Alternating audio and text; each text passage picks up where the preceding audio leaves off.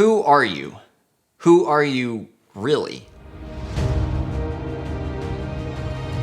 If you run, you might call yourself a runner, but what happens if you stop running? Maybe you get injured. Are you still a runner? If you have kids, you're a parent. But what if that changes? What if, God forbid, something happens and you lose your child? Are you still a parent? Or maybe you're a school teacher.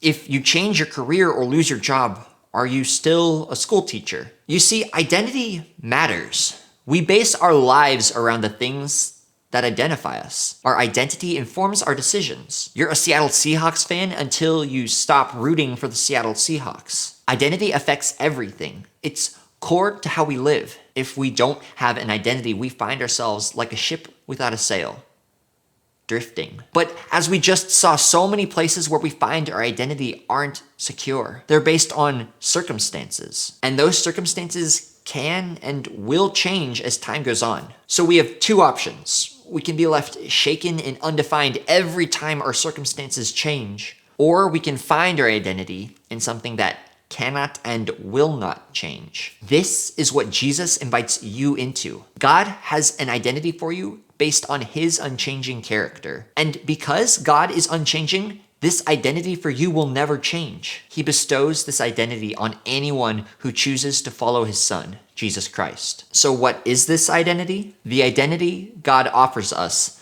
is to be his child. As soon as we choose to follow Jesus, we are adopted into his family. Romans 8 describes this as receiving the spirit of adoption. God longs for us to see ourselves first and foremost as his beloved child, a member of his holy, royal family. This means no matter what you do, how big or how much you sin, no matter what anyone else says, you are a child of God. And this changes everything.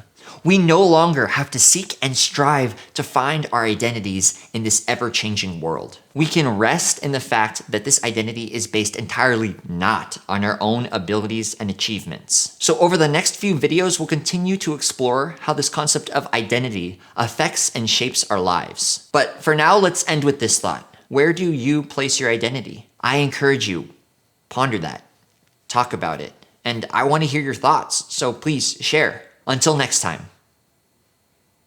Bing! Hey guys, thanks so much for watching the video. Leave a comment below to let me know what you thought. Hit the like button if you liked the video, and if you want to see more of these kind of videos, then make sure you subscribe.